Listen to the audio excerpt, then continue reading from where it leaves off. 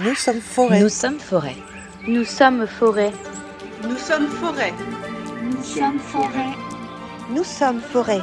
Nous sommes forêt. Nous sommes forêt. Nous sommes forêt. Nous sommes forêt. Nous sommes forêt. Nous sommes forêt. Nous sommes forêt. Nous sommes forêt. Nous sommes forêt. Nous sommes forêt. Nous sommes forêt. Nous sommes forêt. Ce podcast donne la parole aux gardiens et aux défenseurs des forêts. Bon voyage au cœur des arbres et de la sève qui pousse en nous. Ensemble, nous sommes forêt. Et ce que j'aime bien aussi, c'est qu'il y a une montée. Il faut le mériter pour entrer en forêt. Ou en tout cas, c'est le sens de gravir et de progressivement se laisser accueillir par la forêt.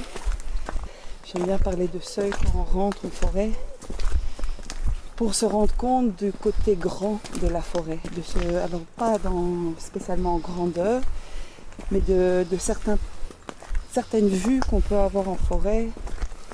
Parce que la vue est tellement prenante, eh bien on s'arrête spontanément et on prend le temps de regarder.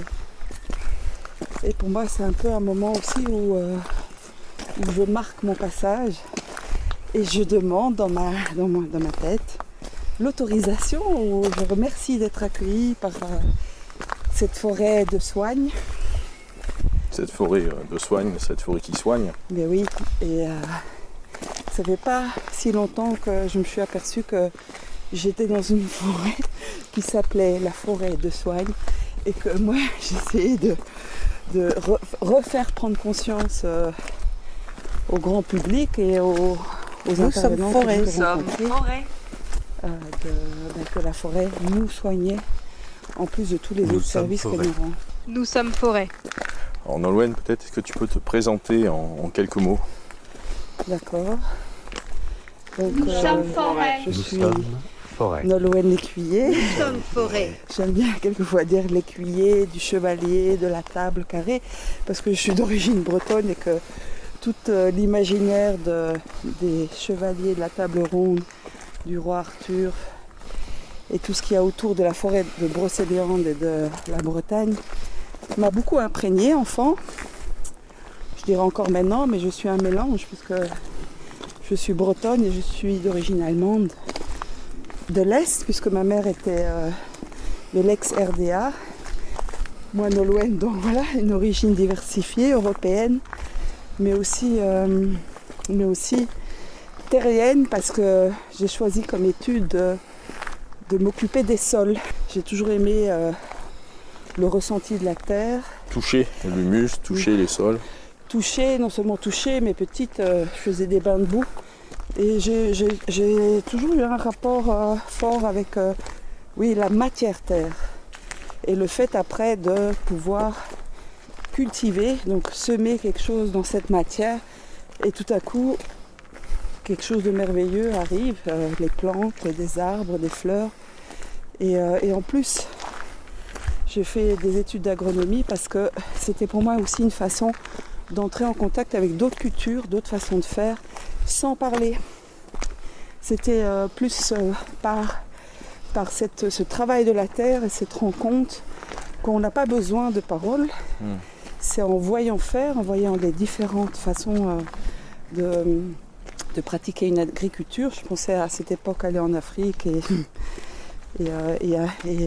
plus connaître toutes les techniques de culture, que j'ai fait l'agronomie et en particulier les sols, et aussi protéger les sols, puisque j'ai travaillé dans des projets de lutte contre l'érosion des sols.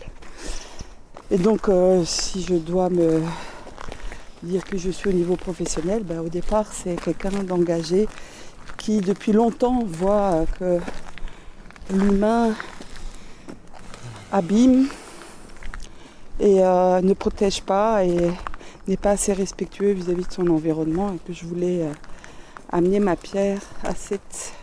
J'ai pas envie de parler de travail, mais c'est en tout cas cette approche.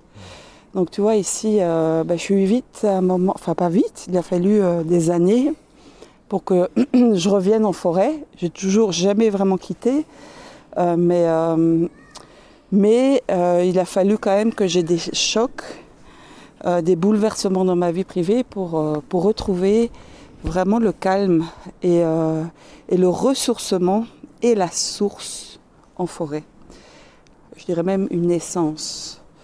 Et ça, c'est il y a 5 ans. Donc voilà, je suis beaucoup venue ici, dans cette forêt. Et j'ai senti comme c'était important pour moi d'œuvrer pour elle. Et j'ai eu cette chance au moment où j'ai eu ces bouleversements d'entendre parler du Shinrin-yoku, de la sylvothérapie. C'était encore le début de la médiatisation. Mais grâce à ça, j'ai pu voir des films qui expliquaient le système forestier. Et pour moi, ça a été un eureka, parce que moi qui viens des sols, qui aime les sols, j'ai compris pourquoi c'était tellement plus grand que ce qu'on voit. C'est parce qu'en fait, toute la forêt est un système en soi. Et pour moi, quelque part, j'exagère peut-être un peu, mais on n'est pas loin. Le cerveau est dans le sol. Toutes les connexions et tous les échanges se passent dans le sol. Et puis, c'est via les cimes et via les feuilles qu'il y a la transformation de l'eau et les sels minéraux en énergie et de matière que l'arbre va utiliser, mais que nous aussi, on va utiliser. Donc, pour moi, les poumons sont vers le ciel et les racines sont le cerveau, quelque part. Et donc, c'est un peu changer de regard, changer de vision et se rendre compte que, c'est un système entier. Donc, il n'y a pas que l'arbre, mais il y a tout ce système, tous ces êtres vivants qui sont liés et qui créent cette beauté de la forêt.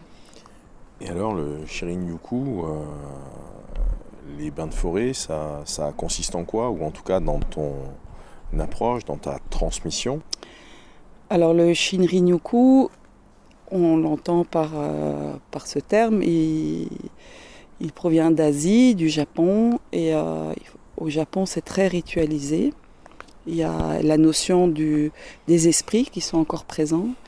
Et donc, quelque part, dans ce qu'on amène en Europe, via cette approche et ce que j'ai suivi comme formation avec Bernadette Ray, qui a suivi l'enseignement japonais, mais c'est vraiment d'abord ici, comme ici, c'est avoir un seuil. C'est entrer en forêt, marquer le temps d'entrée, une porte.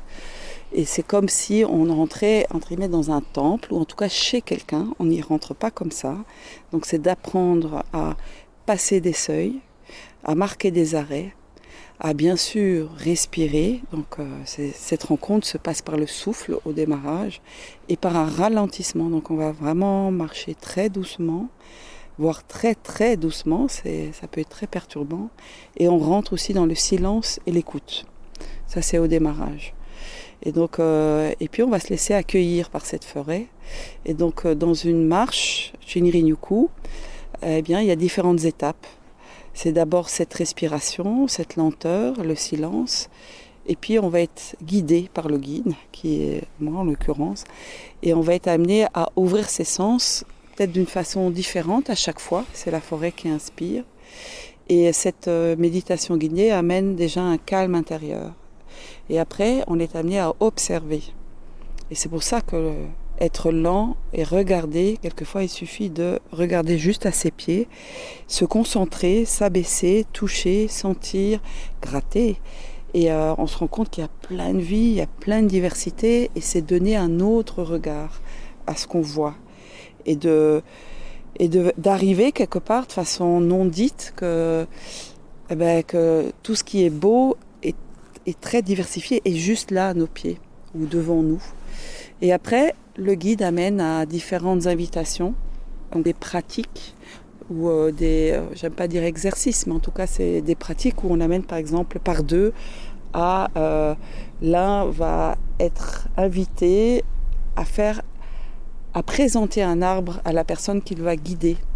Et il va présenter cet arbre en silence, l'amener, et c'est l'autre qui va le découvrir et en parler, les yeux bandés. Donc c'est une série de propositions de faire des choses par deux, seul ou en groupe, pour avoir un autre regard et être d'une autre façon en forêt. Et au bout de tout ce processus qui dure minimum 3 heures, 3 heures et demie même, le temps, on rentre dans du temps long. Et donc on oublie l'heure. Et quand on termine, c'est qu'on sort ou qu'on clôture par une cérémonie du thé. Et donc tout cela amène à un apaisement profond. Ça amène on se coupe de ce avec quoi on arrive et on se reconnecte. En fait, il y a vraiment cette notion d'un moment donné d'avoir un autre regard sur ce qui nous entoure. Et pour moi, je dis, le fait de s'ouvrir d'abord à soi, à l'autre qui est là, permet de s'ouvrir à ce qui est cet environnement et aussi ce qui est plus grand que nous. Et donc on amène à redécouvrir nos sens d'une façon différente. Souvent on fait en forêt, on fait du jogging, on fait de la méditation, on fait de la marche nordique, ce qui est très bien. Mais là on apprend vraiment à essayer d'entrer dans ses sens et je dirais les ressentis. Et dans l'être. Et in fine dans l'être. Et oui. Et donc et les clés, c'est vraiment les clés, c'est le silence, c'est la lenteur, c'est la présence, la respiration, et c'est d'être avec la nature, avec cet environnement forestier. C'est pas faire une activité juste à côté, c'est elle qui va nous nourrir pour nous ouvrir. Est-ce que peut-être tu peux me redire ces deux sentinelles? Comme tu vois ici, il y a deux grands êtres assez majestueux. Ils sont à l'entrée de cette forêt et ils jouent le rôle vraiment de veiller à l'entrée. Et donc, quand on passe ici ce seuil, il y a vraiment pour moi l'inspiration de marquer un temps d'arrêt pour passer la porte. Et ces deux sentinelles sont là pour quelque part garder la forêt et nous autoriser son entrée, tout comme ils vont nous accueillir peut-être quand on va sortir de la forêt et nous saluer. Simultanément, ce qui est puissant, c'est l'intensité de l'odeur de forêt dans laquelle on peut évoluer.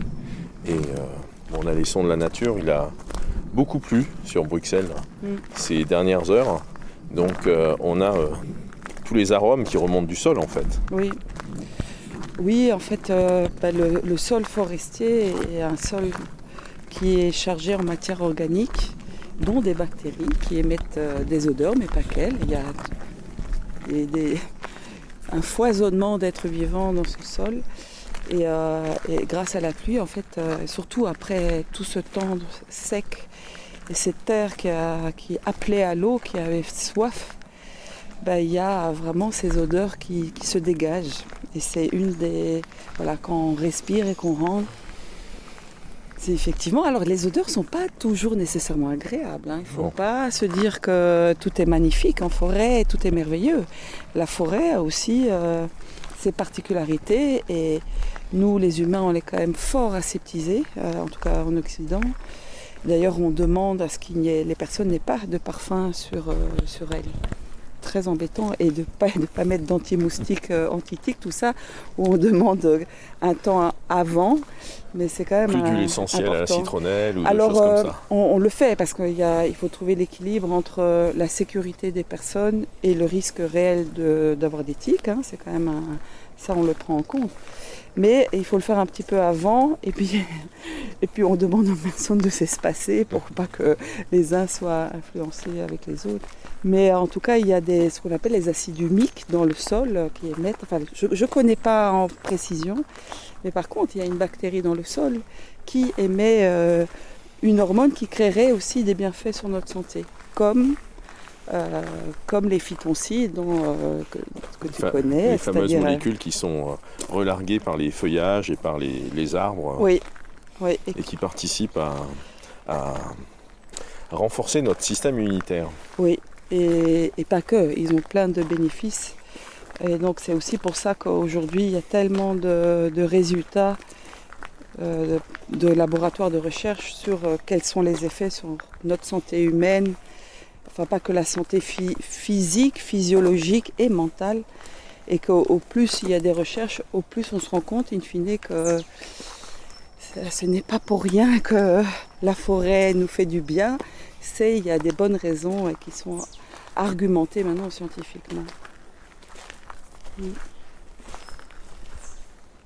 Alors ce que j'aime beaucoup aussi, je te disais l'autre jour, c'est la nuit. Parce que la nuit amène cette dimension justement de renforcer les sens.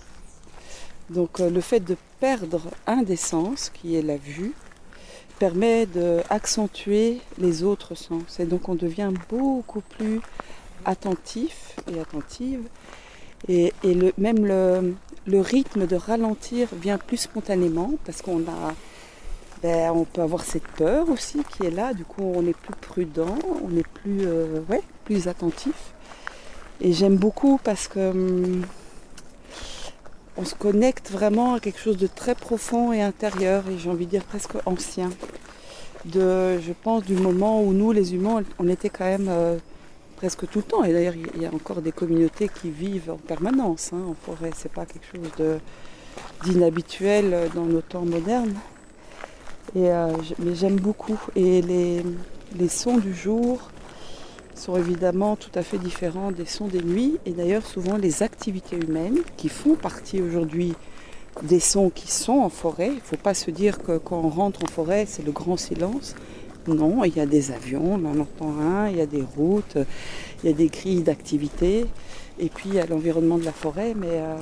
Mais la nuit, c'est quand même beaucoup plus ténu. Et ça amène autre chose. C'est une autre porte qui s'ouvre en soi.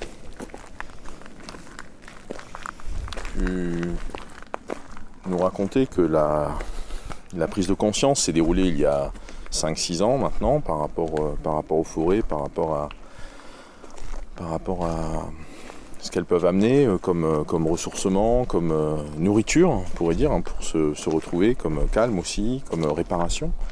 Et donc, en termes de sensations justement, en termes de ressenti avec le corps, comment s'est passée cette découverte pour toi, ou comment s'est passée cette rencontre intime, corporelle, organique presque? Je dirais simplement.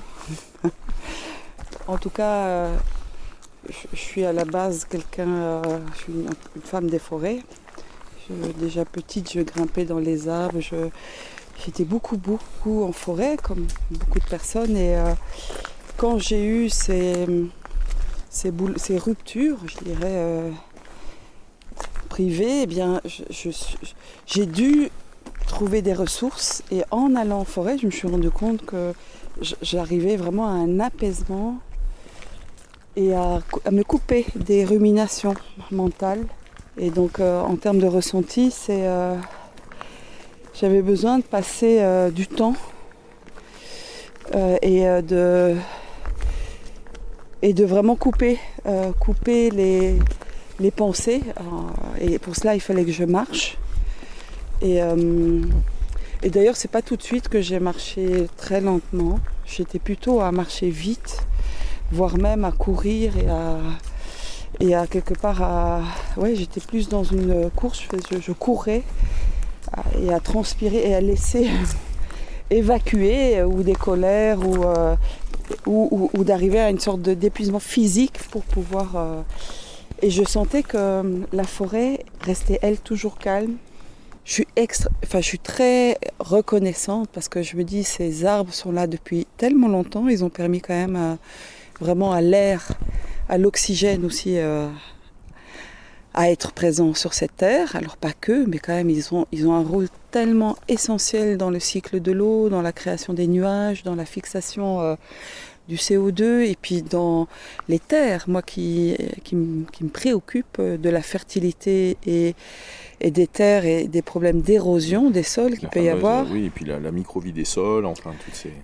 En fait, c'est une clé. On parle toujours de l'eau et du soleil, mais en fait, le sol fertile, les 5 à 10 cm de sol qui contiennent des bactéries, des micro-organismes de toutes sortes, les vers de terre sont aussi laboureurs, sont essentiels.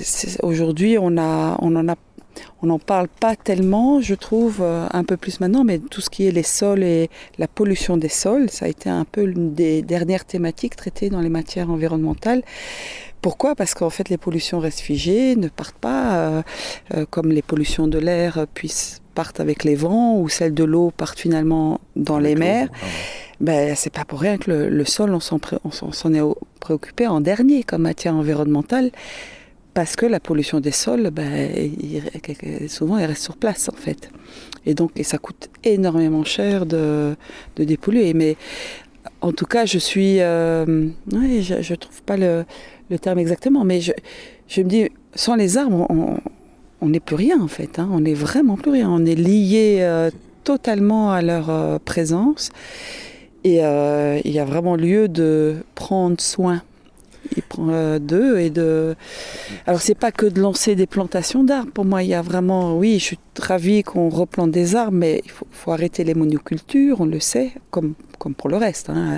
Il faut arriver à une biodiversité dans les plantations. Alors ici, on n'a bien sûr pas de forêt primaire, mais il y a un projet de forêt primaire avec l'association Francis Allais. J'espère que ça va aboutir parce qu'on a besoin de ces forêts qu'on leur permet d'entrer en résilience, c'est-à-dire de s'habituer, se faire face au changement climatique.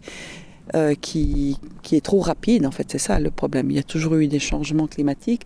Aujourd'hui, le problème, c'est que la vitesse est énorme. L'intensif, en quelque sorte. On est dans l'intensif, et donc il faut espérer que les forêts et la nature puissent s'adapter, s'habituer. Puis l'homme, l'humain, on va voir comment il s'habitue à ça. Mais quelle reconnaissance les arbres. Et d'ailleurs, ils se retrouvent partout. Partout. Dans toutes les mythologies, dans les légendes, dans les religions.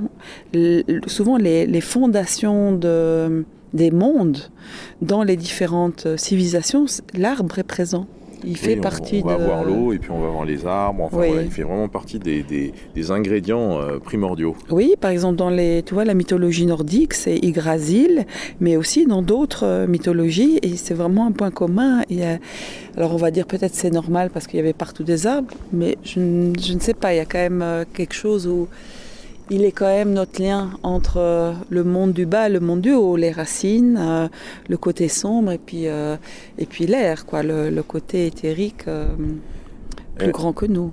Et c'est vrai que lorsque tu cherchais le mot tout à l'heure, ou qu'en tout cas que tu utilisais le terme de reconnaissance, on pouvait percevoir la gratitude profonde que tu as envers ces êtres vivants, puisque rappelons-le quand même, ce sont des êtres vivants qui sont autour de nous. Oui. Et moi, le mot qui me venait à l'esprit à t'écouter et à être à tes côtés ici, dans ce lieu majestueux, c'était le mot sacré. Oui. En fait, il y a quelque chose de l'ordre du sacré. Tout à fait. Qui s'installe, en fait, ou qui peut se ressentir à travers ce plus grand que nous, à travers cette chose précieuse à prendre soin, à travers cet élément qui a permis la vie de se développer et qui continue de permettre la vie. Tout à fait. Cette notion de sacré, et je pense qu'il y a toute une frange de personnes qui reconnaissent cet aspect-là. C'est aussi, il y a le sacré et le porteur de sens. En fait, je pense que en se reliant à l'arbre et puis des arbres, il y a quelque chose du sens qui revient et qui renaît. Et d'où l'importance de ramener les citoyens, en particulier les jeunes. Moi, je pense qu'il y a vraiment une urgence à ce que non seulement les tout jeunes puissent refaire des cabanes en forêt, puissent vraiment être libres et vivre un côté libre et ludique, pour avoir la notion du ludique, de plaisir, donc du jeu, de rire avec la forêt et avec ce qu'il y a dans cette forêt. C'est une façon d'entrer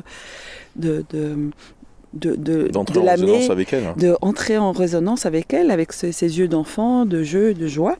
Et puis quand on grandit, je pense qu'il y a cette côté plus de sacré, de rendre hommage et de reconnaître tout ce qu'elle nous amène et tout ce qu'elle nous apporte. Et pour moi, sans entrer non plus dans une religion, je cherchais le mot, on n'a pas besoin de ça non plus. Après, chacun fait comme il sent, Mais je trouve, voilà, j'ai l'expérience d'amener, la nuit passée, j'ai amené des soignantes et aides-soignantes qui accompagnent des personnes en fin de vie, en forêt. Et je sens la transformation qui s'est opérée chez ces femmes. C'était que des femmes. On n'a pas encore eu d'hommes dans ces cycles à l'écoute profonde qu'on fait, à l'écoute profonde de la forêt. Hein. Donc c'est vraiment, ça marque tout le, pas le pouvoir, mais la puissance. La puissance qu'a la forêt, parce qu'elle nous aide à écouter, à approfondir notre écoute. Donc ce sens. Et donc pour des soignants et aides-soignants qui accompagnent des personnes en fin de vie, c'est important qu'ils aient une écoute de qualité pour ces personnes qui vont quitter la vie. Eh bien, c'est la forêt qui aide. Et donc j'espère bien qu'on va pouvoir amener vraiment beaucoup de citoyens en forêt, mais avec le respect de la forêt, parce qu'aujourd'hui il y a quand même une mouvance par laquelle plus en plus de gens effectivement reconnaissent les bienfaits, vont bivouaquer un peu à la sauvage, mais je veux juste dire il y a quand même derrière la forêt des propriétaires. Il ne faut pas se fâcher avec eux, c'est important d'être dans le respect aussi de ces personnes, d'entrer, de communiquer, d'essayer de leur faire comprendre. Pour moi, il y a aujourd'hui un enjeu aussi avec la forêt, grâce à la forêt, de recréer du lien avec différents publics. Et j'aime bien amener cette notion qu'en forêt, maintenant, c'est les femmes qui reviennent. C'est qu'il y a un retour des femmes en forêt. Faites gaffe, les sorcières sont de retour. Et pour moi, c'est vrai, parce que c'est des femmes qui connaissent aussi les plantes, il y en a beaucoup, donc c'est une majorité. Ils rentrent par le soin, par les sens. C'est ce qu'on définit comme valeur plus féminine. Moi, je fais des groupes hommes, j'amène des hommes en forêt, je trouve que c'est super important. Mais là, et c'est bien parce que c'est dans un milieu qui est très masculin aujourd'hui, parce que c'est les gardes forestiers, les ingénieurs et surtout les bûcherons, tous les travailleurs de la forêt, c'est souvent plus une communauté d'hommes. Et que les femmes rentrent, je trouve que c'est une bonne chose parce que il va y avoir des discussions, il va y avoir de nouveau un équilibre à trouver et la forêt a besoin de cet équilibre, que la sensibilité revienne, que le soin revienne. C'est un enjeu pour moi de survie en fait. Si on n'y arrive pas, c'est qu'on n'arrivera pas à prendre soin de nous et c'est peut-être la forêt qui va nous aider à le faire et à ce qu'on prenne mieux soin de nous, mais d'elle aussi. Et du coup, de la planète et de Dieu venir. Tu nous as présenté les racines, les grands principes du Shirin-yoku, du bain de forêt traditionnel à la japonaise, on pourrait dire, tel qu'en tout cas la forme est transmise et se pratique là-bas, dans l'archipel du soleil levant. Mais toi-même, tu es à l'initiative en fait d'une transmission que tu as appelée le cycle de l'arbre, quoi. Je crois, hein, c'est bien cela. Alors il y a plusieurs choses, c'est que je donne des formations avec Bernadette Ray, la formatrice québécoise en Shinrin-yoku. À deux, on forme des apprentis guides en Shinrin-yoku. Alors on fait des formations en Belgique et en France. Elles durent presque 1 an, ces formations, donc c'est vraiment un accompagnement. Et d'ailleurs, on s'inspire de ce qui se passe en forêt, c'est-à-dire on essaye de créer un esprit de coopération et pas que de compétition. Et donc on veut créer une communauté de ces guides et praticiens en Shinrin-yoku. On est bien des guides et des praticiens, on n'est pas des thérapeutes. Ça, je veux appuyer fortement ça.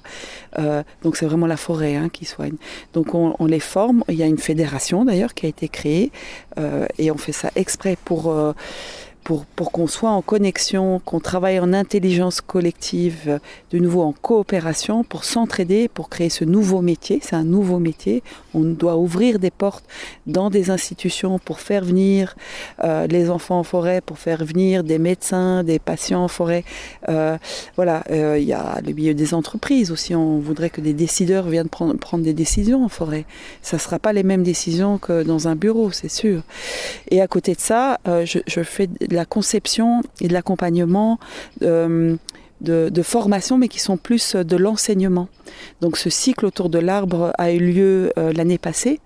L'intention, c'était d'amener le grand public à suivre des enseignements de chercheurs, de praticiens et de spécialistes experts de la forêt. Donc ils nourrissaient le mental.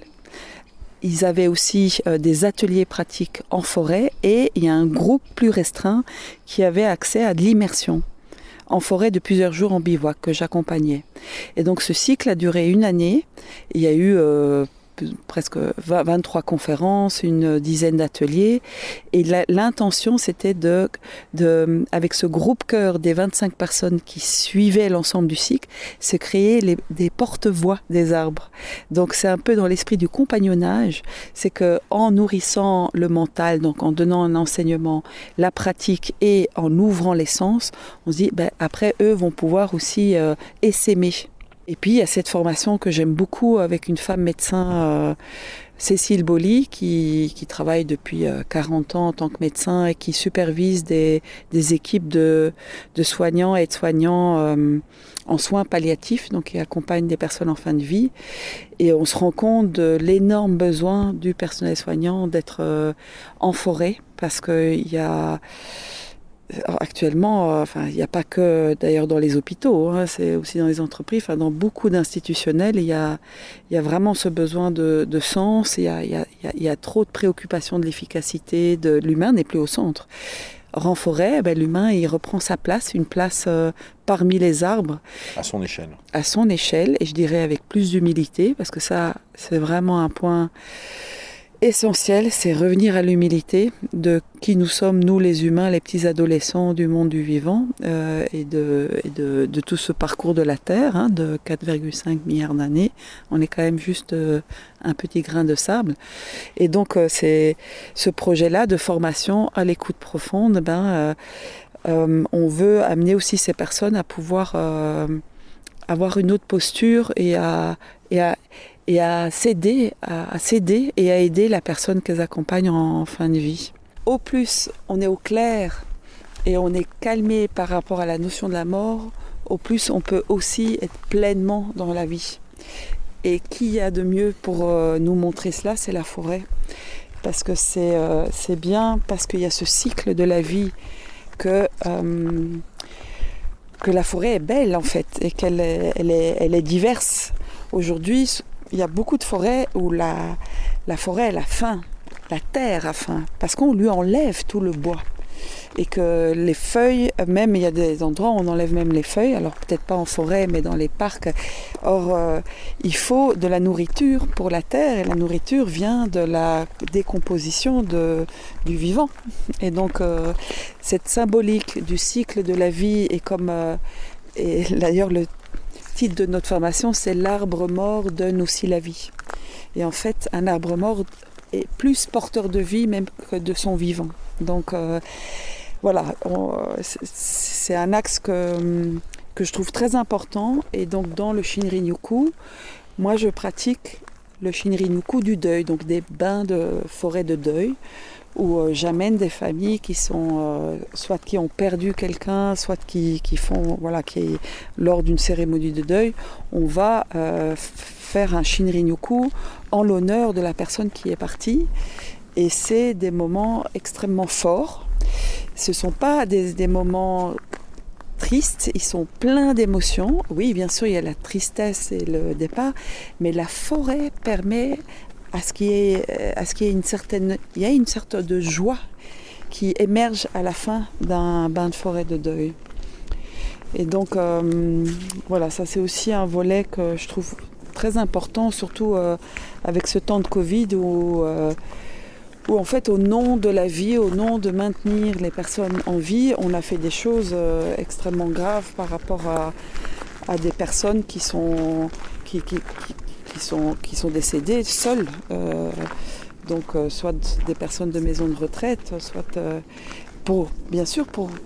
à cause des mesures sanitaires. Mais au nom de la vie, si vraiment et au nom de la santé, on a comme ça interdit des personnes à voir et être accompagnées pour leur fin de vie. c'est questionnant parce que quand on voit les enjeux du changement climatique et ce qui nous attend, qu'est-ce qu'on fait pour justement servir la vie et les suites qui vont arriver, parce que c'est pas ce qu'on fait pour l'instant. Donc c'est pour moi vraiment un grand questionnement. On est capable de faire mettre des masques en 3 mois à tous les citoyens du monde, mais on n'est pas capable de prendre des mesures nécessaires pour ralentir ce changement climatique, puisqu'on sait qu'aujourd'hui on ne va pas le stopper. La dernière question, c'est un peu celle de coutume dans ces discussions autour de la forêt et puis des porte-voix ou de ceux qui s'engagent par rapport à la défense des forêts, à être des gardiens, les nouveaux gardiens des arbres. Avec un coup de baguette magique comme ça, s'il y avait ici, on pouvait réaliser au moins un souhait ou un vœu par rapport aux forêts, par rapport à cette expérience qui est la tienne, ce regard. Quel pourrait être ton souhait par rapport aux forêts et par rapport à nous les humains ? Alors le premier mot qui me vient, c'est humilité. C'est que coup de baguette magique, j'aimerais bien que les humains deviennent humbles et reconnaissent et retrouvent leur place par rapport à ce vivant, c'est-à-dire une petite partie de toute cette richesse que nous avons. Je pense que ça permettrait d'être moins dominant sur cette planète. Et la chose complémentaire, c'est stopper les coupes des forêts primaires dont nous avons besoin de façon urgente. Je ne dis pas qu'il faut tout arrêter, on a besoin du bois, il est essentiel, on le sait. Mais la forêt jardinée, ça existe. Il y a plein de pays qui la pratiquent. On plante des forêts, on va couper ce qu'il faut en fonction des besoins. Et puis, pour moi, derrière ce terme d'humilité, c'est aussi sobriété. Maintenant, il va falloir être un peu sobre, surtout les pays occidentaux, parce que quand même, il y a toute une partie de la planète qui n'a plus rien à perdre, qui vit déjà dans la pauvreté. Mais donc voilà, cette humilité, devenir humble, sobre, et puis je pense que la forêt, c'est vrai, nous amène à ce côté d'ouvrir quelque chose en nous et de sentir qu'on est relié. Et je pense qu'il y a cet aspect de s'ouvrir dans ce respect, dans ce sacré, à l'autre. Et ben, pour moi, il y a quelque part cette question du cœur. Donc c'est une invitation à l'humilité, à une conscience de la responsabilité en fait, de nos excès, de nos besoins peut-être un peu abusifs ou illusoires, et revenir à une échelle qui nous correspond mieux et qui permet aussi de considérer mieux ce qui est présent autour de nous. Oui, il y a aussi cette notion de lien. De lien dans tous les sens, le lien qu'on a vis-à-vis de notre histoire, nos ancêtres, de où nous venons, le lien vis-à-vis de la nature et ses arbres, les racines qu'on partage, le lien de tout à chacun. On a quand même un souci avec les réseaux sociaux qui sont aussi positifs, mais où on va de nouveau dans un excès, c'est-à-dire on ne communique pas nécessairement en présence et vraiment en lien, être en lien. Et je pense être en lien aussi avec ce qui est plus grand que nous. Il y a un volet, je pense, de revenir dans un côté de spirituel aussi. Il y a vraiment l'axe du soi, de l'autre, de la société, nous autres, le vivant et puis ce qui est plus grand. Merci Nolwenn. Merci à toi. À bientôt. Très bientôt. Que faire maintenant ? Vous pouvez avant tout décider de rejoindre et de participer à l'association ou au projet de la personnalité que nous venons de rencontrer. Leurs coordonnées sont incluses dans le descriptif de cet épisode. Vous pouvez également vous abonner pour nous soutenir et partager sur vos réseaux les témoignages de Nous sommes Forêt. Vous pouvez aussi, bien sûr, nous donner des étoiles sur votre plateforme de podcast préférée et favoriser ainsi notre audience. Merci à toutes et à tous de nous avoir écoutés. Je vous donne rendez-vous dans 15 jours pour un nouvel épisode de Nous sommes Forêt.